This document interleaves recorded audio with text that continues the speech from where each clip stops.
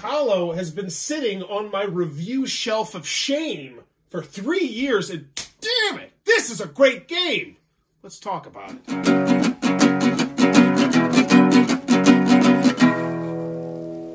What does that even mean, Bauer's game? Ahoy there, YouTube! I'm back again for another Thoughts of the Corner with my good friend Ronnie. And we're talking about Skulk Hollow from Pencil First Games, LLC. This is for 2 players, taking about 40 minutes to play.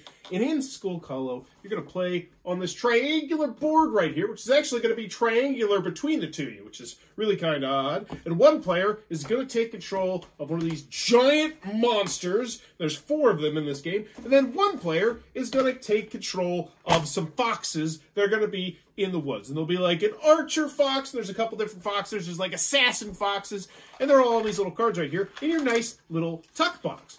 So the gist of the game is you're going to have 5 of these cards in your hand if you're the fox. And you have a certain number of actions that you can do on your turn, which will allow you to play foxes out, which you'll then be able to maneuver with these cards. And these cards, a lot of them are dual use. So this card right here, you could use to move your foxes around the board, or potentially to move your foxes onto this giant little thing. Now, component-wise, we'll talk about this a little bit. You got these cool little tiny foxes, and they're awesome, and they're going to be moving around the board, but they also could be climbing on this giant person. You're trying to stab the monster a whole bunch of times, or shoot them with arrows in order to kill them, while you do that, and then the monster takes their own actions, where they're going to have their own separate decks of cards, which are all in these boxes right here.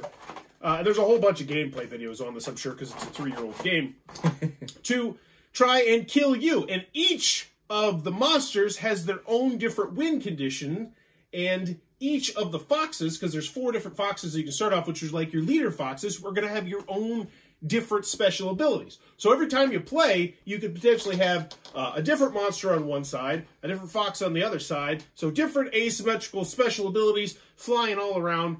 If you want to see a gameplay video, you can go watch one of those. But we played it twice tonight. Played once each, where one of us took control of a different monster and a different fox playing against each other. And what were your initial thoughts on Skulk Hollow? Initial thoughts, great game. I think I liked playing both sides. And on the 2 games we played, I thought both of them were neck and neck, like razor thin margins. And towards the end there, every turn was like, man, I could either win or lose the next turn. You're like nervous. It's like, oh my god, he's gonna kill me this turn. He's gonna kill me this turn. And then it was like, you don't have the cards. And then you thought that. And I was like, I don't have the cards, or I don't have the actions, or yeah. But just keep going. Yeah, and it was really neat seeing that we saw 2 of the 4 monsters, and they played vastly differently, and it was really cool. I would be very interested to see the other 2 monsters. Yeah, I'm struggling to really come up with something bad to say about the game. Oh, well, so bad thing, it's a 2-player only game. Yep. Can only play with 2 players. That's not typically my market of game. I don't usually play 2-player games, so that is a big negative. But for a 2-player game, I mean, this is a no-brainer for me. Yeah, I'm with you. I can't really think of a hole I can poke in this to say this is the one thing that's negative about it. On the positive side, though, Rodney Smith How to Play video, 16 minutes, in and out, watch it played. Great video. We had to go to the rules, a couple things here and there, but they were minor stuff. Different. The characters felt different. They felt asymmetrical. And one thing I didn't really spotlight here is it feels like there's some really interesting paths to victory. Each of the monsters has their own... Feels thematic. Yes, it does. It really does, because you're like climbing up here, and as you start to attack these different parts of the monster, it starts to make it so that I can't use certain abilities, and so you have to decide like which abilities do I think are they going to use to try and kill me. And then there's very not limited resources, but limited cards in your hand. And one of the coolest aspects of this game is that on a couple of the cards as well, you can accumulate power. And the power will let you do essentially any ability you want. And this is insanely powerful, but then at the same time, it's essentially foregoing you taking an action now. And it feels like every turn you need to be doing something. I need to be, moving around the board or repositioning your bad guys or your good guys or whatever. And it's just components, pretty top-notch. I think we like great components, nice box insert, the cool little. And here's the thing: it doesn't feel like it's. Sometimes, and I mentioned this while we were playing it. Sometimes you play a game, and you're like, these components are needlessly nice. Like they could have put minis in here. They could have easily put minis in here, and those would have been the monsters moving around. But instead, they made the choice to save some money and use these wooden meeples. And I thought they were honestly better. I thought like they were really nice. I love how each of them has their own tuck box, which makes the setup, the teardown really easy. Rule booklet was well done. I was able to find the information that I wanted to really quickly. The artwork, I think, pops. I think it's really nice artwork. Even if it's not your cup of tea, I think it's subjectively just very well done artwork.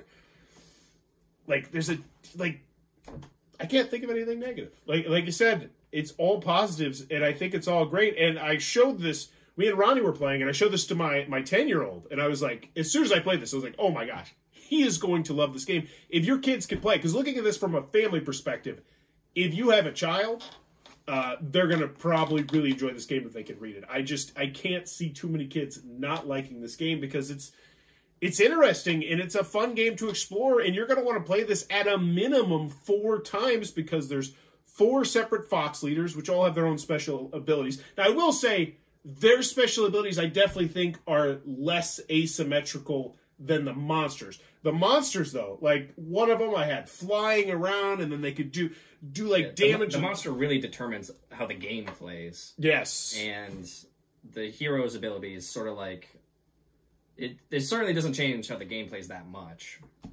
Nowhere near the monster. Because it feels like different games almost. Yeah. The different monsters. It's great. I mean, honestly, I'm going to do, with my son, I do believe in the near future, a full review of this. And I could see this getting a Bauer's Best Seal. Just because I can't think of negatives. I can only think of positives. For me, it's a 2-player game. That's it's a big one. That's the big one. The turns are smooth. It's clean. It's easy to learn. I think this would be relatively easy to teach. Graphic design, really well done. Just everything about this just leaks quality in my mind. And at the end of the day, I know I'm probably beating a dead horse because a bunch of other people have said it. Skulk Hollow is great, and it's worth revisiting, especially if you like family weight 2-player games, but it's still got enough teeth and interesting choices that I think you could easily bust this out for adults as well. Oh, yeah. Great game. Period. Skulk Hollow. Looks like it might be your cup of tea. Be sure to check this one out. And there's the other thing. Infinite amounts of potential for expansions. And I believe there's another standalone expansion that's coming out soon. I think it was Kickstarted. I don't know if it's necessarily out yet. So, it's just, there's so much you can add to it. You could add new cards to this. You could add new monsters. You could add new heroes. Just, I really, really stinking like this game. Skulk Hollow from Pencil First Games LLC. Check this one out. If you enjoyed the content, please be sure to click on that subscribe button down below, as I'm trying to reach 17,000 subscribers in 2023 to make my biggest year ever. And in the comments below, let me know if you were a monster and you could destroy one store. Just wipe it, every single location of it, off the map forever. What would it be? Weird question. I need to get back in these weird questions. What store just needs to go away forever? I'll go what first. Would yours be? Yeah. Family Dollar.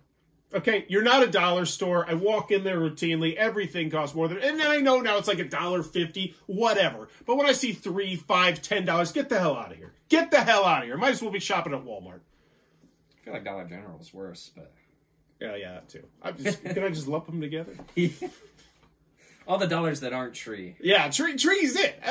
Yes, that's mine. Every dollar store that's not Dollar Tree. Oh, man. I feel like at one point I probably would have said Barnes & Noble just cause. I don't know.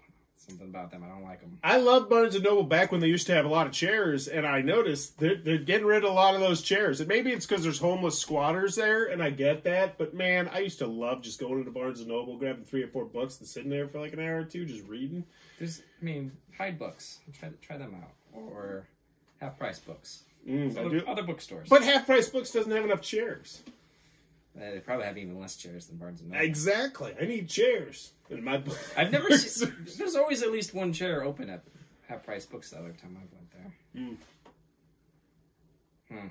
Maybe I'll comment on the video a better suggestion. So you're just going to take out Barnes & Nobles? Yep. That's what I got for now. Let me know in the comments below. What store are you wiping off the map? And as always, thanks for your time, YouTube.